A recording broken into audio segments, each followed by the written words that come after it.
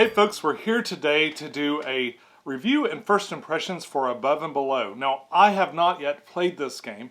Owen has played this game a few times. And what we've noticed, what keeps happening, is that Owen will have a game he wants to show me, or I'll have a game I want to show him. And so we've been doing these kind of review and first impressions where I'm going to tell you what it's like to play it after one time. And Owen's going to talk a little bit more about playing it many times. And we'll both kind of give our ideas and thoughts around how we felt this game worked out. So Owen, let's go ahead and do a brief kind of summary, like an overview, to talk about what kind of game this is. And before you get started, I'm going to grab the camera. Okay. If you don't know Ryan Laukat, he's extremely impressive with the way that he creates his games.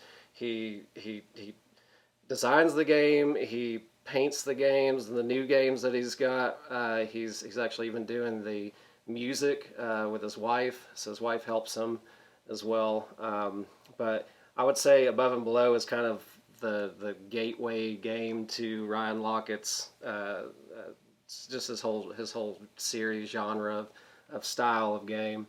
It has a little bit of storytelling with it, but otherwise the main purpose of what's going on in Above and Below is that you are kind of rebuilding this village, this town, and you're working to try to place buildings both above ground and below ground. So there's kind of this cavernous network underneath, and as you search underneath, you are going to have to go through scenarios in this encounter book here, and they're going to be kind of random. None of them are really connected, so it's not like an overarching like story that's going on in it. And some of his other games, the storytelling does continue on, and you do have something that's continuous throughout the game. But with this one, you just have little scenarios that you're running through, and each turn you're going to have some villagers that you're going to utilize in different ways. Some are going to be able to teach, and by this teaching thing, they're kind of bringing in new villagers into the fray to be able to help you either build things or to just go underground and try to successfully complete the encounters that you hit into on the from the encounter book. So as you do that, you're going to kind of spend them up. You're going to have to have beds for them to heal up at the end of the round, and you're just going to do your best to get as much resource production in order to be able to have enough people, and also be able to keep reviving those people, give them places to heal themselves, whether it's by potions or there's some cider that can keep them going. If you don't have a bed, you can just get them drunk, and that'll keep them happy. That's enough to bring them back to work the next day. It brings them back from the dead. So at the end of the whole experience, you're going to have a number of buildings, again, both above and below, hence the name, and those buildings are going to give you points, and then you may have some additional kind of end game goal buildings that you're trying to get ready to build up towards and be able to gain like a big bonus at the end. But they're hard to get to. They're out on the display from the very beginning. Those buildings are going to be the same every game, and then you're going to have a little bit of replayability. Well, you're certainly going to have replayability in the sense that this encounter book is pretty extensive. You've got quite a few encounters. I think it goes. Let's see. I'm just going to go all the way to the back to see the number of them. 215 encounters. So I have run into the same ones before. I've probably played the game maybe somewhere between 5-7 times. But you're going to tend to see a lot of different interesting, quirky little scenarios in here that keep the game fun, keep it interesting. The other portion of that replayability is just going to be that you're going to have different buildings that show up, but they're otherwise doing kind of similar things. They're either going to give you some different goods that are going to give you bonus points as well as you go through, and a little extra money production as you place them out on your little player board here. And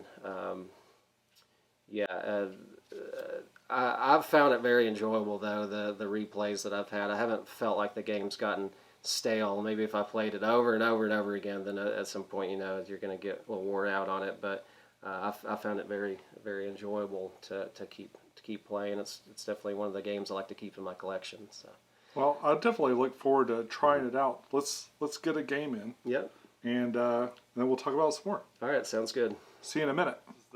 The hard cut. Okay. And we've just played Above and Below, and it didn't take that long to play, I guess. No, it was like an hour and a half or so. Rounds move pretty quick. You don't have that many actions that you can really do each turn, so yeah. And now that I've gone all the way through a game, I feel like we could play this one pretty quick. Mm-hmm. Yeah, definitely. Yeah, it kind of depends. Sometimes there's some little hairy situations where you're really, because the game's tight, so you're really limited on money, probably more than anything, to be able to get stuff done, and it's hard to get the really point acquiring items that go on your little achievement track at the bottom here as well, and so it's hard to have enough people, and the people have to be able to rest, or you're not going to be able to get them back, and so there's a lot of constriction going on.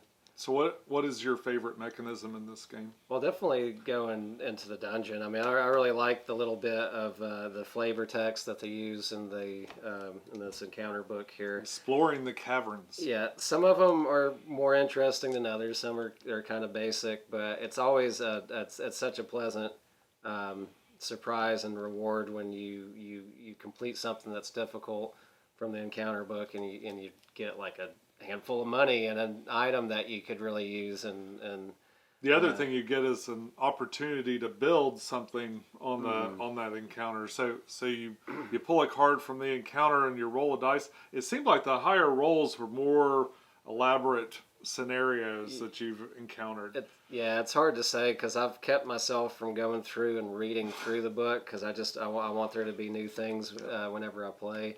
And again, this is probably, I don't know, 7th or so time that I've played this. And I don't remember, I mean, there's probably been a couple times where something sounded familiar that showed back up again, but for the most part, I don't have any like memory, or, I certainly wouldn't remember what I received one way or another if I didn't run into the same scenario.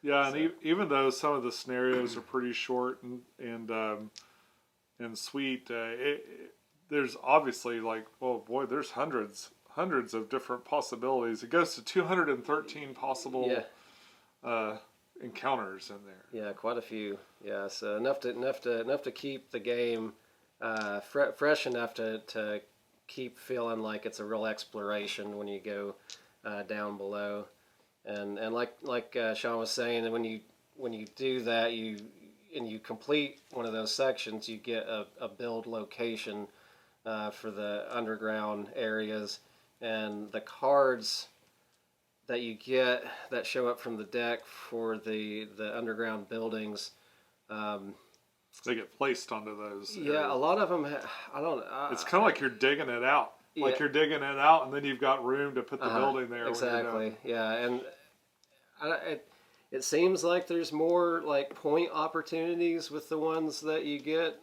from the down below, but it really just depends. There's a lot of situational stuff that goes on.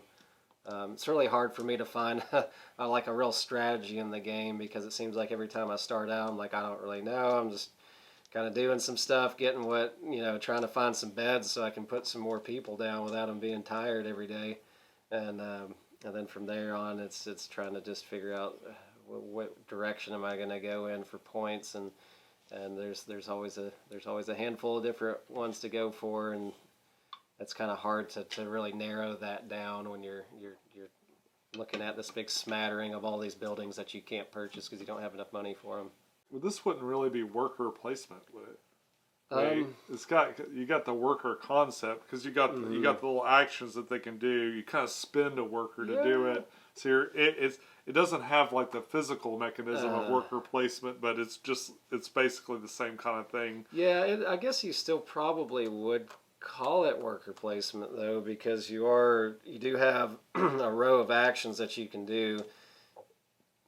You could either call it worker placement or say the workers are a resource in order to do actions, which is kind of like you're paying sort of for how things. worker placement works. You're not placing the workers on a space, I guess. So in that sense, there's no. It's sort of a different take on worker placement, isn't it? There's no literal placement of workers, but I guess resource allocation would be. Yeah, they're almost more of a resource, like action points or something is almost what they are. They're just money. Yeah. They're people money. People I used my money. people money to do, and they do specific things, and some of them do things better than others. So there's a little bit of a little thinking game and trying to use your resources in the most optimal way. I really liked. I like buying buildings and kind of trying to find the combos and stuff in there. I love the exploration too. I wish I'd done it a bit more. Yeah. See, I explored 3 extra spots without even really knowing or planning that I was going to actually even build into those spaces, just because of having played the game before. I know that. I mean, it's always random, so sometimes, like we did once or twice this game, where you exert really hard because you want to get that high number requirement. You'll always be told what the requirements will be for you to succeed. You just don't know what the rewards are going to be. Yeah. And so sometimes you'll exert really hard and you get something that's maybe kind of hard to get, but doesn't really help you that much. So it just depends. But you can get lucky down in the caverns, and sometimes that can be worth the risk. And it's part of the fun of the game, is that there's a lot of I mean, I would say there's a fair amount of luck involved in the game, but not so much luck. It's not like you're playing Candyland. You're not just throwing dice around and seeing where you go. There's a lot of strategy in order to make your luck work to your advantage. But yeah, there's a lot of just unknown things that are going to happen in that encounter book, which makes it, it gives it that feeling that you're actually going on an adventure into the caverns seeing something that you don't know what's going to happen. And the rewards, like honestly, the rewards for some of these things are kind of lackluster for the effort that seemed like we were putting these poor people through. Some can be, yeah. But it was worth it for the story, You got an interesting story out of it, and you got a reputation track that seems to only be activated through those adventures. Maybe some in the cards down here. Yeah. So what did you think of it overall, being your first play, as far as whether you like it or not? I thought it was I liked it in general. Mm-hmm. I thought it was really easy to understand how things work, especially if you played any sort of, I guess, Euro game. Mm-hmm. It's an interesting mix of a bunch of games that I really have liked. I'm really curious to see what it's like at a higher player count. Mm-hmm. Yeah. Because I think of a higher player count, you cycle through these cards and you have more of a variety of things kind of to encounter and do. Certainly, yeah. Yeah, you'd probably see a lot more opportunities to really go in a direction. Like if you're really wanting to get a lot of these different kinds of goods on your achievement track, it's kind of hard to see a lot of them. Like one of them only came out at the very end. It's hard to fill up this track. I mean, if you did fill this whole track up, you'd probably be getting a lot of points to do that. But you would have those opportunities to see those and maybe go more in that direction at a 4-player. I've actually only ever played this at 2-player. So having this many games, I still really enjoy it at 2-player. But yeah, I would be very happy to try it at 4 players even. I think that's what it goes. It goes up to 4. 2 to 4, so yeah. Yeah, I know on my next game, about 3 turns in, I'm going to pivot towards getting enough gold to get one of the expensive buildings at the top. They give you kind of these end game points, and they're kind of like you figure out what you're doing. Like if I'm building a lot of buildings, or I've got a lot of people that I've hired and stuff, and you can buy a building kind of optimizes your points for that whatever scenario you ended up in. But you won't. That's the thing is like in the beginning, well, you couldn't afford it at the beginning, but in the beginning, you don't really know necessarily which way you're going to go. Yeah, and it wasn't until the very end that I grabbed the one big point grabbing card that I wanted to get, which was this one card was worth 21 like 21 points at the end, and the game scored at what was it 40? What did we say? It was 43-28. That's what I think. So without that, I would have been struggling. I'd have had to done some other finagling right at the very end to get enough points to even have been really close with Sean at that point. So those are going to always be out. That's going to be the same at the any game that you play. You're going to see these 6 kind of high. Are they always the same 6? Mm-hmm. There's always going to be those same 6, and they're always going to they're all pretty expensive to get. And they tend to have some kind of point gaining mechanism that might be based off of certain items that you have at the end, or the different number of people that you've got, and number of buildings, whether they're in the caverns underneath or the land up above. So those are, I guess, it's kind of hard to really know what you're going to go for in the very beginning. But those are out there. But that's why I kind of, I just was kind of going in a few different directions in the beginning and then coalescing on something. So I don't know what the best strategy is for this game. I don't really have a particular one, but that's kind of how I've seemed to play my games. Yeah, I'd have to play it a few more times to know for sure. A lot of times with games like this, it sort of give you, there's like a couple of opportunities for points in different ways, and you can either completely focus on that and like really take it to its maximum potential, or you're doing a little bit of everything. Yeah. I think it's hard I don't think you could really get all the things you'd need here without 4 players. Probably not. You'd have to get a lucky string of whether because these all came from resources you get from buildings and stuff, and if enough of those buildings don't come out, there was a couple of things we never saw. Ryan Laukat's art is really consistent, very kid friendly, and like this would be the game to play with that. I think maybe 10 and up could start to pick this game up if they like board games a lot. Yeah. It says on here. So typically with games and stuff, they'll say on the box, "What is this?" Yeah, I was curious if they had a. He says 13 and up, but that depends. That depends on that. The 13 and up on a box is because of swallowing things. Oh, really? Yeah, I think it has. I don't think it's necessarily like an intellect kind of thing as much as it's safety concerns. I didn't think they were still worried about kids swallowing things at 10. Oh man, I'm still sticking stuff in my mouth. You gotta worry. Every time you get up, I'm eating one of your tokens. Gotta watch you with those dice and gobble near and far, and now or never are progressively a little more complicated, more story involved with them as well. But I think they're well worth the intellectual investment. Are they really different? Like, is it like the North Sea series where every game was like completely different? It feels like it's in the same world. So you still have, of course, you have all of his art, and you have some of the similar characters. I think you can even, well, okay, not this. You can these little guys that you get. They're going to use similar tokens in the other games as well. And I can't remember if you can do it on Now or Never or not, but Near and Far, the second one, I know you can, the backside of them actually has like an ability, you can use those same guys for Above and Below. Oh, okay. I believe that's how that works. So they have like another set of So it icons becomes on an them, so they can expansion too. yeah, you can kind of mix them in or whatever. Yeah, That's so neat.